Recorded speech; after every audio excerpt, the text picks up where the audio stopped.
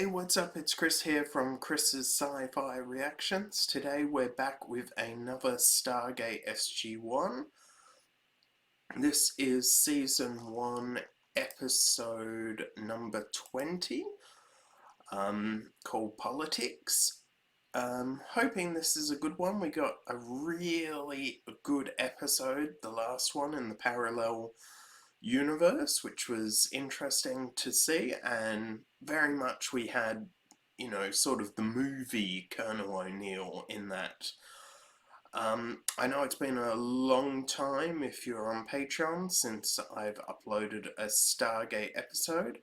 I know the next one is the final one of this season, so looking forward to that. And then next week we should be on to Season 2.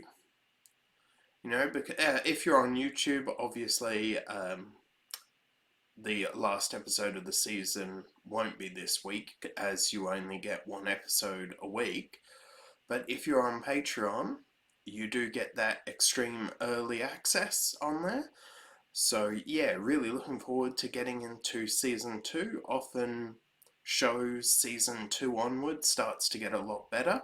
And there have been, not the best episodes in this season, but that's similar in way to Buffy the Vampire Slayer in their first season. So, and, every season on any show has their good and their bad ones. So I don't think there's much more. Without further ado, let's just get straight on into this. Oh, that's loud.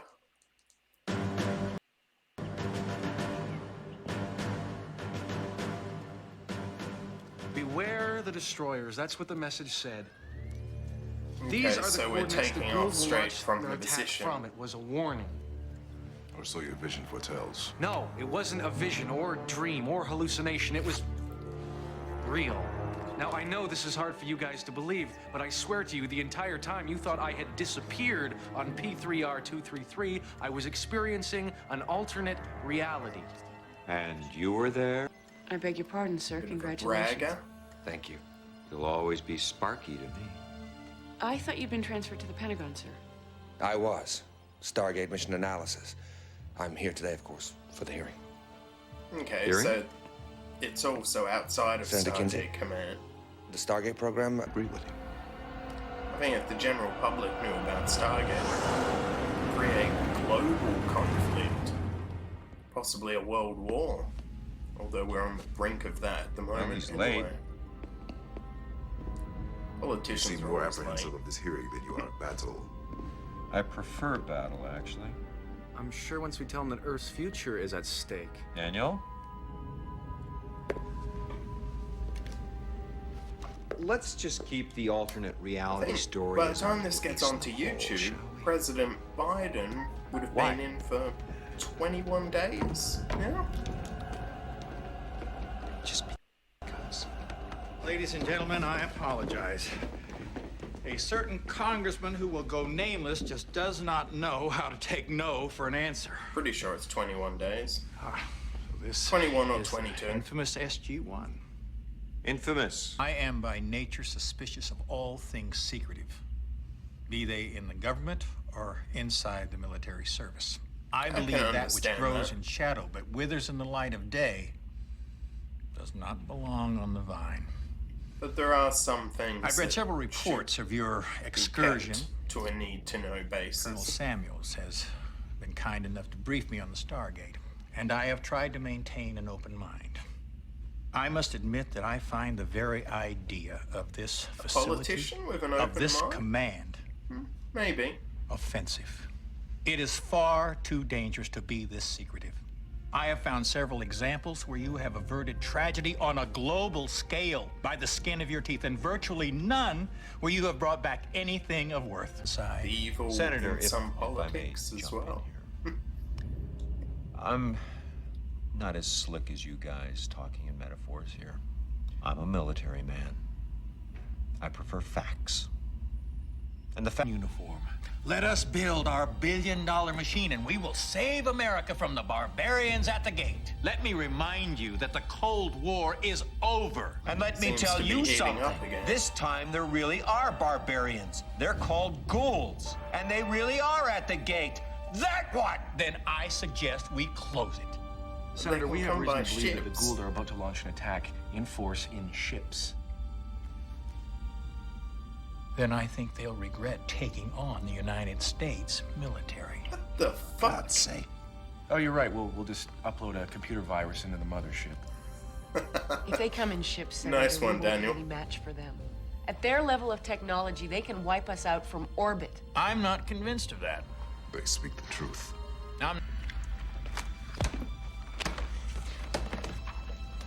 On February 10th of this year, you, along with a team led by Major Charles Kowalski, went through the Stargate on a reconnaissance mission. Excuse me, Senator. Samuels, could I get a copy of that? You wrote this report, Colonel. Report one could little be altered. reference. Samuels. To repeat, one of their own was able to set you free. It wasn't that simple, Senator. Read on, please. I guess when you're reading We met from a heavy report, resistance it looks on our simpler return than to it Stargate is. and became pinned down by enemy aircraft. It seems to me that Major Kowalski made light work of what you referred to in your report as a death glider. They were taken by surprise. I wouldn't expect it to be as easy next time. Why not? Well, for one thing, they weren't used to fighting humans with our level of technology. Now they know what we have. True, I don't they think you can adapt. understand how much more powerful their weapons are. Yet you managed to get away with minimal casualties. Hardly the greatest threat And the humanity Gould, has at ever least as faced. far as we know, don't have to worry about money. However, they may use some other form of What's happening? currency. It's just SG-2 returning on schedule, Senator. We don't really There's know nothing to worry enough about. about their society. Oh, I disagree. I hope we really do learn more about Gould society. I think it is something to worry about.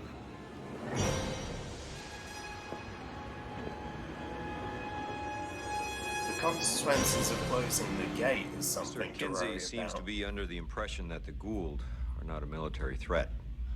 You seem to... You escaped, Colonel. On foot, I might add.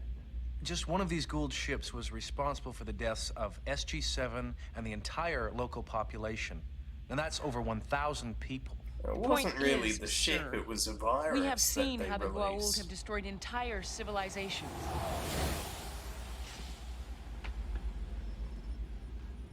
Hello? He's not a fan Hello. of this episode.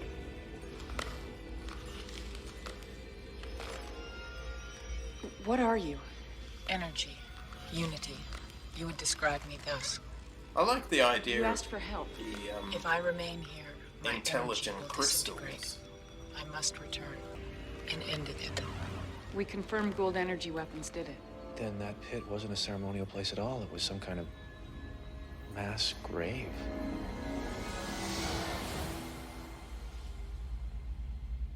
I'd call that a threat. Admittedly, these Goa'uld are a dangerous race. More dangerous than you could possibly know. Well, if they're so strong, why did you switch sides in the first place? Because what is right cannot be measured by strength. True. Your world values freedom. I wish that...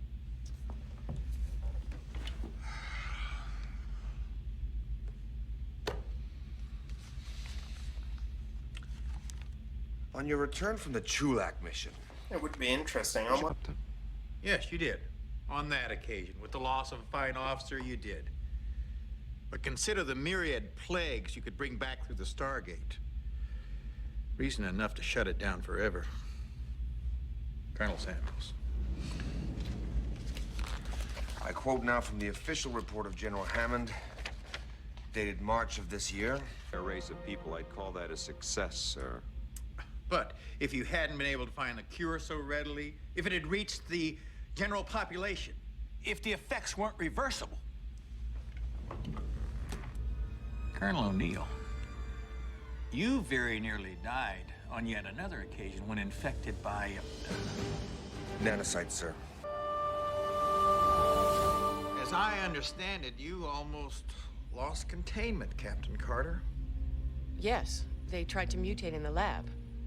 But after the incident, the General ordered all samples of the nanocyte destroyed. And what about Technology similar to our own. They had been wiped out. They left behind a warning. Beware the destroyers. Now, along with that warning came a set of numbers. Coordinates that indicate where the final Gould attack will be launched from. And did all of you witness this warning? No, sir, they didn't. Just me.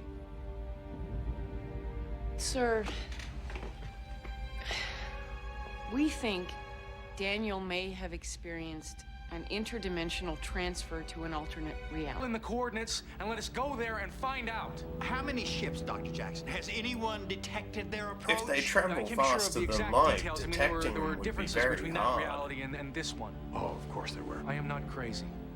Nor am I, Dr. Jackson. Neither am I unused to 11th hour pleas, though never have I heard one so desperate as this. Senator, they are coming. Then I say, let them come. Where do you get this bureaucratic bull? You're talking suicide. Colonel O'Neill, you underestimate this great nation. It is you who underestimates the enemy. We have challenged Apophis. He will not rest until the people of this world worship him as their god. There is only one God, sir. And I do not believe for one moment that he will allow what you're trying to tell me to come to pass. We are, after all, one nation under God. And you think God is gonna save us? The Goa'uld sure. will believe they are gods, and your beliefs will not dissuade them. If the Goa'uld do come, then we will be able to tell them that we have buried our gate in the ground forever and will never step through They it again. will never If they care. challenge us, we shall prevail. You're a fool. And if they do not come, which I think is infinitely more likely, then at least Pandora's box will have finally been... Dismissed.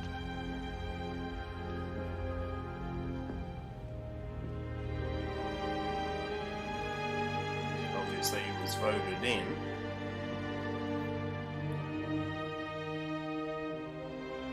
Oh, now that's a cool backdrop. Really like that.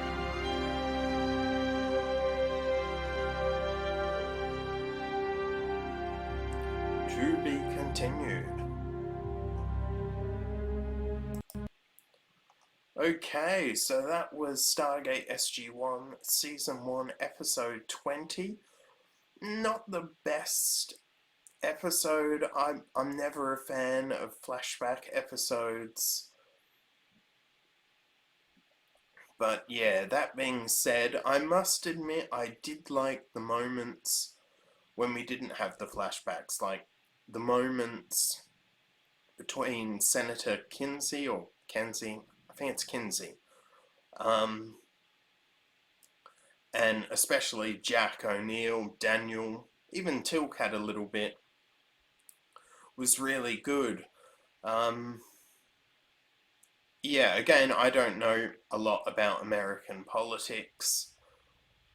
I know one thing I'm not a fan of is religion in politics. I was brought up an Anglican. I'm not religious, but I was brought up an Anglican, and I just can't stand when religion is used within politics. They shouldn't intertwine. That, I understand there are going to be a lot of people that have different views on that, but yeah, I'm just not a fan of that. But as a whole, I'd probably give the episode a 5, maybe a 6. I'm going to give it a 6 because of the stuff when they were talking, Kinsey and Jack and the other members of the SG team, but particularly Kinsey and Jack. Let's break down. Okay, we start straight off from the last episode where we're discussing the parallel universe. They don't seem to believe him. Tilt thinks it's a vision. Jack thinks he's crazy.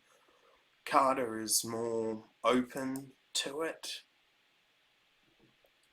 Then we have Hammond and Samuels come into the room and discuss about a trial. They'll sort of a meeting where they're going to have to justify the existence of the Stargate to a chairman of financial appropriations or something, the appropriations committee.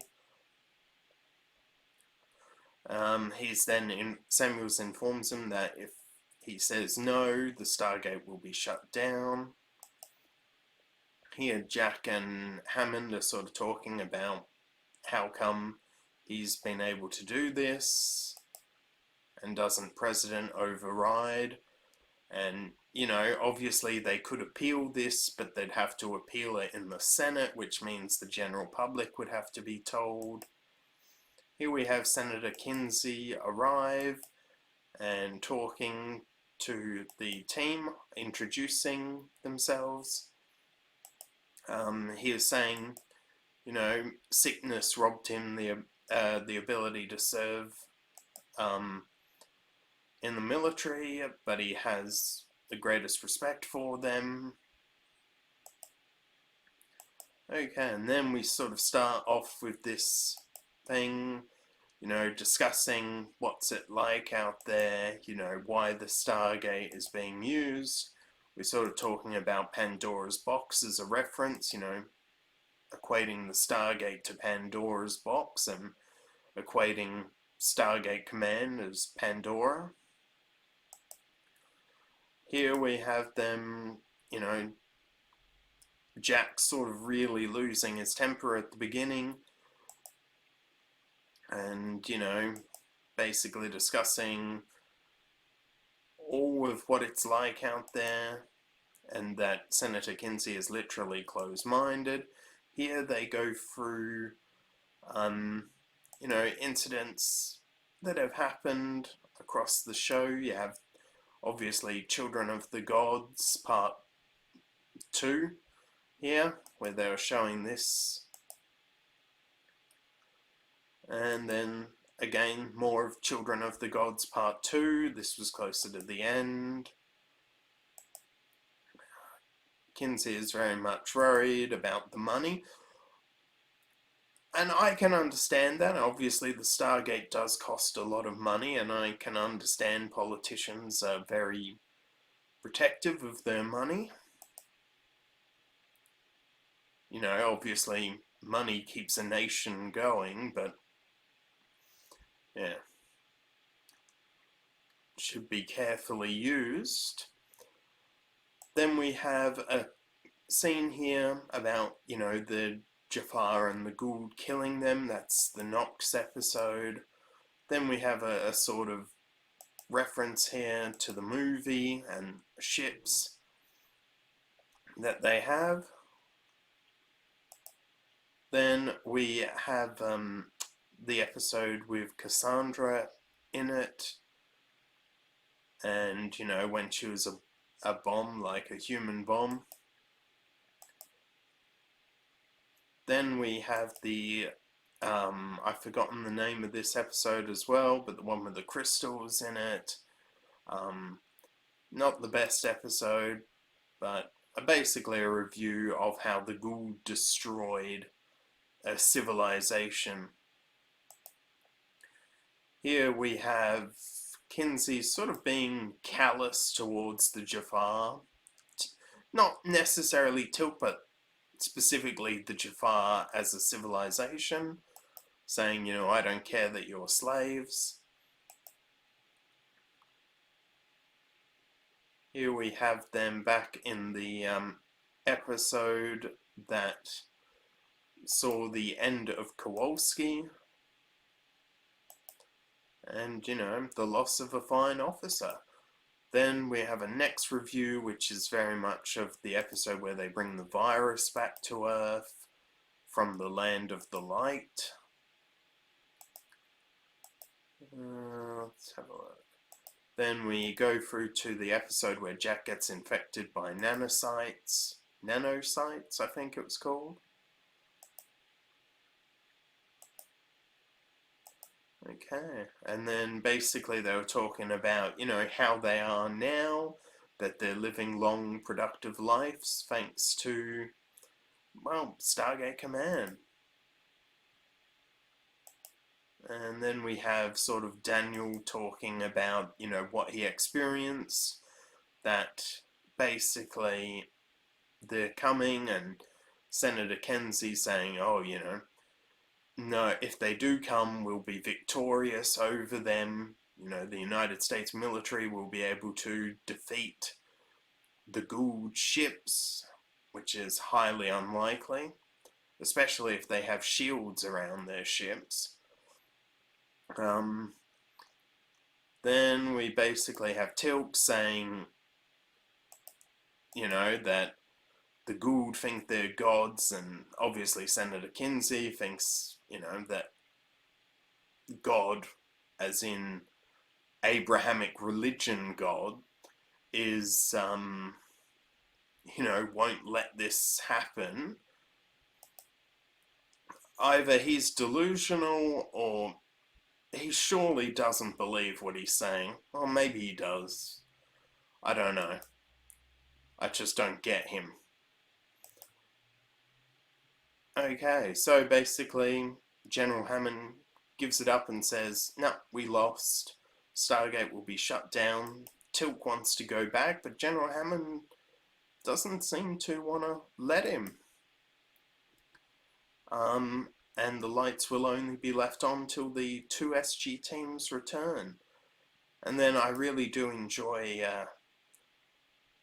this scene at the end of the pan out of them in the window.